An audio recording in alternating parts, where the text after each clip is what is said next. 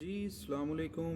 Day trade titans learning and earning session आप सबको welcome करते हैं। आज का जो लेक्चर है वो बेसिकली ऑल न्यू कमर्स के लिए है, ताकि जो लोग भी नहीं जानते किस तरह से टेक्निकल एनालिसिस करने हैं या कहाँ पे टेक्निकल एनालिसिस करने हैं, उन सब के लिए ये लेक्चर है। ठीक है, आ जाएं चलते हैं। सबसे पहले नंबर पे हम लोग गूगल क्रोम ओपन करेंगे। गूगल क्रोम पर जाके आप लोगों ने टाइप करना है tradingview.com। ठीक है, आज हम लोग ट्रेडिंग व्यू के बारे में समझेंगे, ये होता क्या है। ठीक है, बेसिकली ये एक टूल होता है जिसकी मदद से आप रदर दैन क्रिप्टो स्टॉक्स या फॉरेक्स किसी भी चीज़ के आप टेक्निकल एनालिसिस कर सकते हैं। ठीक है, मेरे पास ऑलरेडी ओपन था, मैं दोबारा इसको यहीं पे ओपन कर लेता हूँ। ठीक है, ये जी इसका ओवरव्यू है। ठीक है, ये एक ऐसा टूल है जिसकी मदद से आप किसी भी चार्ट के, ठीक है, चाहे फॉरेक्स हो, क्रिप्टो हो, स्टॉक्स हो, ठीक है, बॉन्ड्स हो, ETFs हो, वट एवर इंडिकेशंस वगैरह, आपको हर चीज़ आपको मिल जाती है। ठीक है, अगर किसी बंदे ने अपने टेक्निकल्स को मजबूत करना है, अपनी ट्रेड्स को अच्छा करना है, तो उसके लिए लाजिम है कि उसे ट्रेडिंग व्यू पर ट्रेड करना आना चाहिए। ठीक है, तो आइए अभी स्टार्ट करते हैं। ठीक है, सबसे पहले नंबर पे चूँकि मैं तो सिर्फ़ और सिर्फ क्रिप्टो को मैं फॉलो करता हूँ, तो मैं क्रिप्टो पर ही सिलेक्शन करूँगा। ये आपने देख लिया है कि सबसे पहले वेबसाइट का एड्रेस है। ठीक है, एड्रेस एंटर करने के बाद tradingview.com एंटर करने के बाद आपके पास ऐसा पेज ओपन हो जाएगा। बेहतर यही है कि आप लोग इसको लैपटॉप या टैबलेट पे करें। मोबाइल एप्लीकेशन भी अवेलेबल है प्ले स्टोर पर, लेकिन अगर आप लोग प्ले स्टोर पर इसको डाउनलोड करते हैं मोबाइल में, लेकिन कई सारे फीचर्स हैं जो कि आप लोग अच्छे तरीके से यूज़ नहीं कर सकते। थोड़ा सा उसमें वो डिफ़िकल्ट होता है यूज़ करने में। उसका एक सिंपल हल है कि आप गूगल क्रोम को प्ले स्टोर अपने मोबाइल पर ओपन कर लें और इसको आप लोग सिंपल जो है ना साइड व्यू में कन्वर्ट करके, तो वहाँ पे भी आप ट्रेडिंग व्यू को डायरेक्टली बगैर किसी लैपटॉप को यूज़ किए हुए यूज़ कर सकते हैं। ठीक है, अच्छा जी, अभी मैं क्लिक कर देता हूँ यहाँ पे क्रिप्टो पे, क्योंकि हमने क्रिप्टो के एनालिसिस देखने हैं या क्रिप्टो चार्ट को देखना है। ठीक है, क्रिप्टो पे क्लिक किया, ये आगे थ्री बार्स बनी हुई हैं ट्रेडिंग व्यू के आइकन के साथ। ठीक है, इनके ऊपर क्लिक किया, उसके बाद प्रोडक्ट्स के ऊपर क्लिक कर देना है। उसके बाद भाई साहब सुपर चार्ट्स पर। ठीक है, इसमें मुख्तलिफ ऐसी आइटम है कि जो कि आपको मार्केट के एनालिसिस में बहुत ही ज़्यादा हेल्पफुल हो सकती है। ठीक है जी, ये बिटकॉइन का डेली टाइम फ्रेम का चार्ट ओपन हो गया हुआ है। ठीक है, मैं सबसे पहले नंबर पे तो इससे सब के सब इंडिकेटर्स में ख़त्म कर देता हूँ। ठीक है, ये सिंपल एक चार्ट है। ठीक है, जो मैं आपको दिखाना चाह रहा हूँ वो चीज़ आप देखिए कि ये एक सिंपली चार्ट है। इसको थोड़ा ऊपर कर लेते हैं। ओके, चार्ट थोड़ा बड़ा भी कर दिया, ये लीजिए सर। ठीक है, अभी इसमें अगर हम लोगों ने कोई भी ट्रेडिंग पेयर देखना है, इसके ऊपर यहाँ पे क्लिक करेंगे और वहाँ पे हम अपने ट्रेडिंग पेयर का नाम लिखेंगे। ठीक है, तो आपको सामने आपका जो कोई भी एसेट होगा, जो भी कोई क्रिप्टो आप मतलब ढूंढना चाह रहे हैं, वो आपको सामने शो हो जाएगा। ठीक है, इस तरफ ये डिफरेंट टाइम फ्रेम्स हैं। डिफरेंट टाइम फ्रेम से मुराद 15 मिनट का टाइम, 1 घंटे का टाइम, 4 घंटे का time, daily time frame, weekly time frame and monthly time frame. Okay sir, यहाँ पे आपकी कैंडल्स आ जाती हैं, आपने किस शेप की कैंडल्स रखनी है। ठीक है, सॉरी। और ये सबसे इम्पोर्टेंट इसका एक सेक्शन है जिसमें इंडिकेटर्स होते हैं। मतलब इंडिकेटर से मुराद different tools that are helpful for you while doing your analysis. जो कि आप जब एनालिसिस कर रहे होते हैं, ये डिफरेंट इंडिकेटर्स, चाहे कह लें वॉल्यूम हो गया, RSI हो गया, MACD हो गया, ठीक है, मूविंग एवरेजेस हो गई। ठीक है, कोई भी मतलब कोई भी किसी भी तरह का आपको जो इंडिकेटर आपको चाहिए वो यहाँ से इस सेक्शन से आपको मिलेगा। ठीक हो गया जी, यहाँ पे आप अलर्ट्स वगैरह भी लगा सकते हैं। ठीक है, ये इसका प्राइस का सेक्शन हो जाता है। ठीक है, ये डिफरेंट टूल्स हैं, जैसे कि यहाँ पे आप क्लिक करके यहाँ से आप कह लें लॉन्ग शॉर्ट की पोजीशंस की सिलेक्शन कर सकते हैं। ठीक है, यहाँ से आप ब्रशेस वगैरह और डिफरेंट मतलब टूल्स, कर्व्स वगैरह, ट्रायंगल्स, डिफरेंट पाथ्स। ठीक है, यहाँ से आप अपने फिबोनाची नंबर्स वगैरह सिलेक्शन कर सकते हैं और यहाँ पर आप जो है अपनी ट्रेंड लाइंस, एरोज वगैरह डिफरेंट चीज़ें मतलब है आप सिलेक्शन कर सकते हैं। ठीक हो गया, वो लोग जो कि स्कैल्पर्स होते हैं, ठीक है, स्कैल्पिंग करने के लिए सबसे बेसिक टूल जो और टाइम फ्रेम जो वो इस्तेमाल करते हैं वो है 1 मिनट का, 5 मिनट का, 15 मिनट का।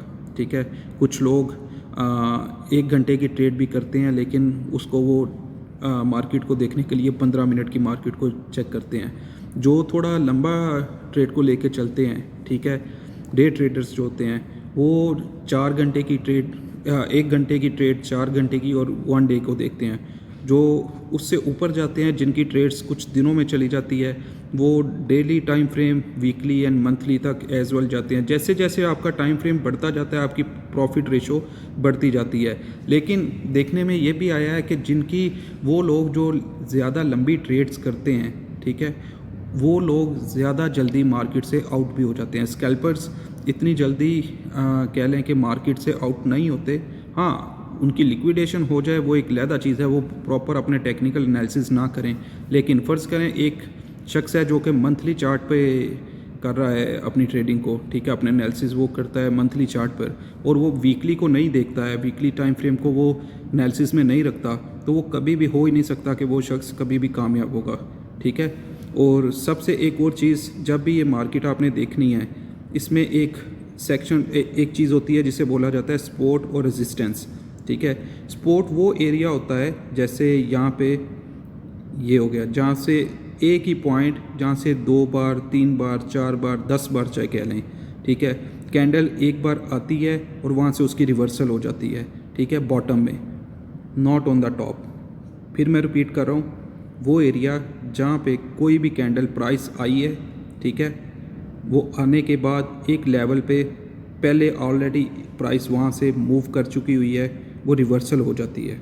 ठीक है, उसको कहा जाता है सपोर्ट एरिया, यानी यहाँ पर बायर्स होते हैं। सपोर्ट हमेशा बायर्स की होती है। ठीक है, और रेजिस्टेंस एरिया क्या है?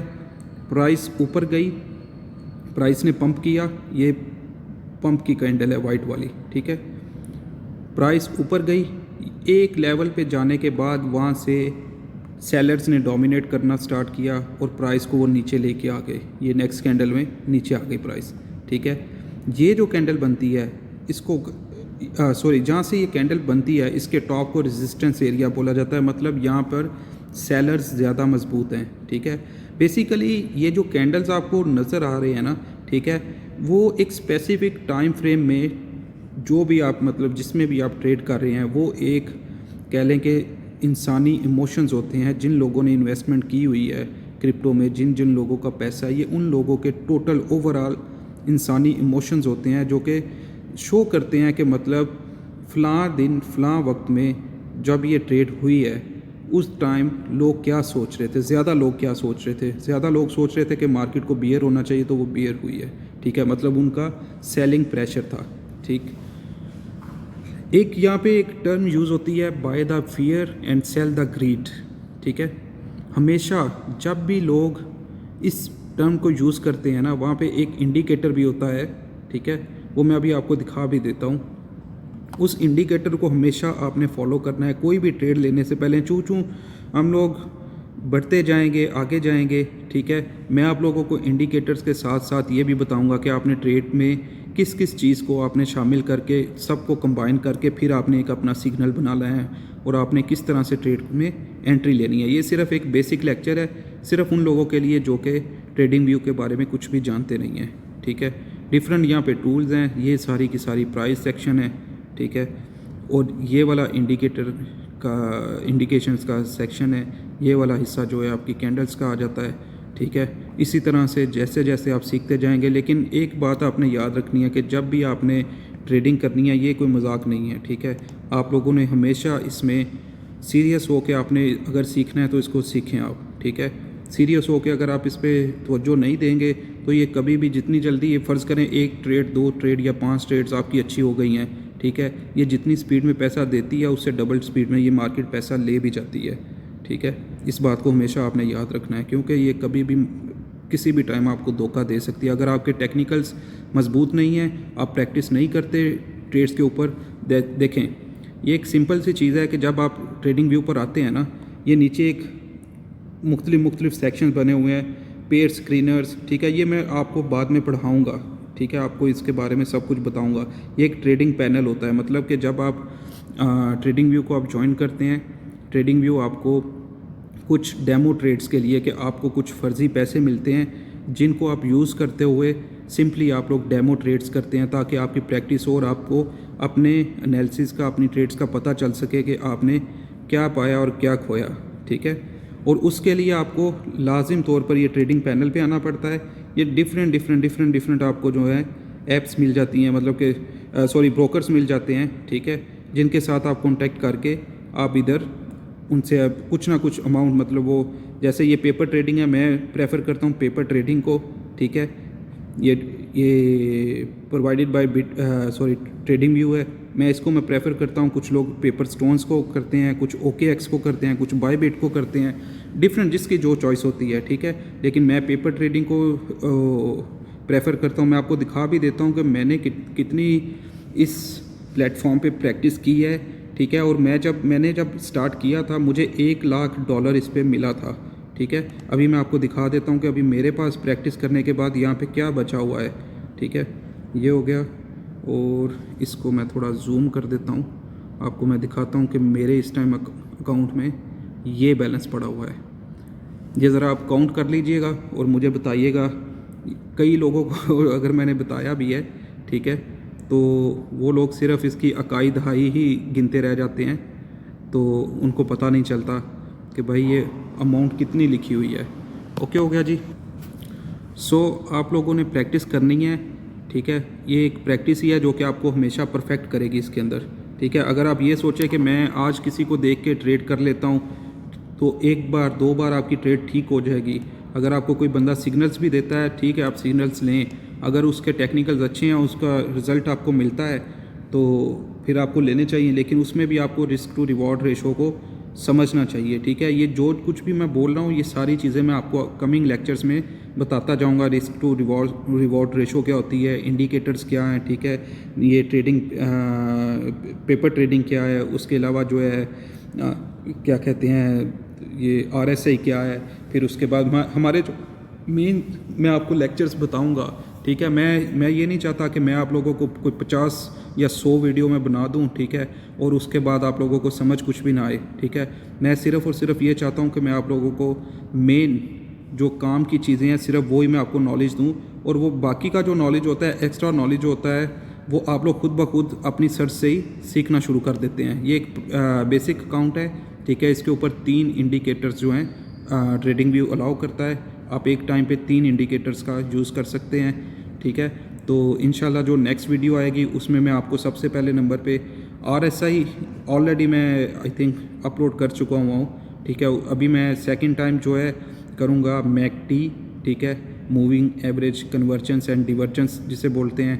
उसके बाद फिर हम लोग चलेंगे, या इन इंडिकेटर्स पे आने के पहले ऐसे भी हो सकता है कि मैं आप लोगों को इन कैंडल्स के बारे में बता दूं, ठीक है। कैंडल्स के कोई 5 दिन या 10 दिन में आपको लगा के, क्योंकि ये कैंडल्स जो हैं ये बेस हैं, ठीक है। आपने जो कोई भी, चाहे आप कोई भी आप चार्ट का किसी भी फॉरेक्स है, स्टॉक्स है, क्रिप्टो है, कोई भी, वहाँ पे जब आपको कैंडल्स आएंगी, अगर आपको कैंडल का पता होगा कि ये कैंडल कौन सी है और इसका काम क्या है, कौन से टाइम फ्रेम पे ये कैंडल कहाँ पे आती है, तो इसके साथ आपने ट्रेड किस तरफ को इसकी मूव कर सकती है। अगर आपको इन चीज़ों का पता होगा तो आप आसानी के साथ उस चार्ट को भी समझ सकते हैं और आप अपने एनालिसिस को आसानी के साथ कर सकते हैं, ठीक है जी। आज के लिए इतना ही। इंशाल्लाह ताला मैं बहुत जल्दी, मैं सबसे पहले बेहतर है कि मैं आप लोगों के लिए जो लोग नहीं समझते कैंडल्स की वीडियोस मैं पहले अपलोड करूंगा, ठीक है। आप लोगों को बता भी दूंगा, आप लोगों को चार्ट पे दिखा भी दूंगा, ठीक है। ये कैंडल होती किस तरह से है, ठीक है, इसका मतलब है कि मतलब क्या है। अगर ये कैंडल मतलब है बुलिश है, बेरिश कैंडल है, लाइक ये हैमर कैंडल है, जो कोई भी उनके नाम वगैरह होंगे वो भी मैं आपको बताऊंगा। फिर आपने उनको चार्ट्स के अंदर खुद ढूंढना होगा, ठीक है। जब आप ढूंढ लेंगे आपको समझ लग जाएगी, इंशाल्लाह ताला फिर हम फर्दर स्टार्ट कर लेंगे। ओके जी, अपना बहुत सारा ख्याल रखिएगा, ठीक है। इंशाल्लाह मिलते हैं नेक्स्ट वीडियो में।